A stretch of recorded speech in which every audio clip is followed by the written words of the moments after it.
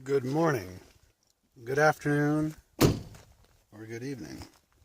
So, here I am. I'm in Gooseberry Mesa, waiting for my folks to arrive tomorrow. We're going to go tour Zion National Park. I've been there a couple of times already, but they've never seen it, so they're curious. Yeah, I don't know. It's something that kind of, it's a beautiful place. I was really excited. I remember telling my father, like, that I wanted to, get here early to go, do some camping in the area because the camping is great. Some amazing camping out here. So I roll down, I pull into, I get up through Hurricane and Laverkin, and I come up over on the hill, get on the plateau or whatever it is, and I pull off, in Virgin, where you can turn up to the BLM land, and it's so different now. It's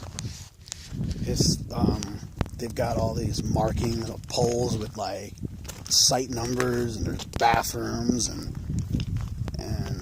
it's just, you can only camp on one side now, and I was only here like 2 years ago, and it's crazy, like, to see what's happened in that short amount of time.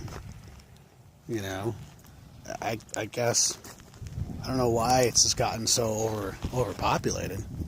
Well, I know why. It's pretty, but still. So then I was like, well, this isn't going to work because everyone's crowded on top of each other. And I just don't like to camp like that. I don't mind, like, seeing my neighbor, but I don't want to have my neighbor where I can throw, crumpled up Kleenex and hit his rig. So I left that area and I went up to a place called Gooseberry Mesa. It's very popular with mountain bikers, and it's just, got some good camping up here as well.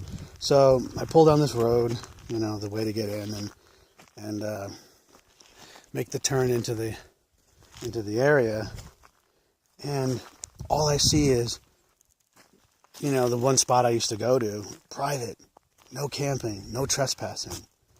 And these signs, I'm like, oh no.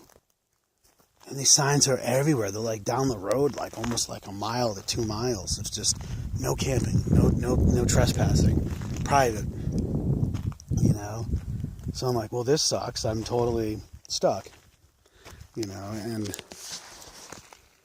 yeah, so I ended up pulling down more towards Gooseberry, and I found a spot, and I get there, and it was all I could. It is what it is. It's pretty here, the spot's pretty cool. I had some neighbors I could hear last night, but I can't see them, which is nice. And I got the view that I've already showed earlier, which is cool. But then I'm kind of walking around camp and looking at all like all the glass and shit and stuff, pardon my French. And then there's a couple of brass casings just all over the place, So I guess what I'm trying to say is if you got time, try to do your part, pick up some of the stuff around your camp if there is anything. Sure, I didn't get it all, and it's almost impossible to get it all. But, even a little impact is better than nothing. So, camping areas need our help.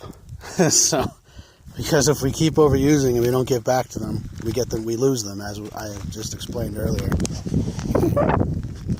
Pissing off the kindness of, people owning private land, letting people camp out on it. And it just gets abused by, unclean bathroom practices and fires and bottles and loudness and just being disrespectful to something so beautiful. I don't know. Okay, that's all I got. So I'm going to get out of this area. I know I have to be back here tomorrow, but I just have to remember a couple years ago, posted a picture of the view that you can't really see Well, it was over here. And I just said, cherish these lands, you know, and it's we got to, you know, this is all we got. So we need to treat it better. So be more respectful. And not everyone's guilty of being, you know, a terrible tenant, if you will. But we all can do our share if we can, you know.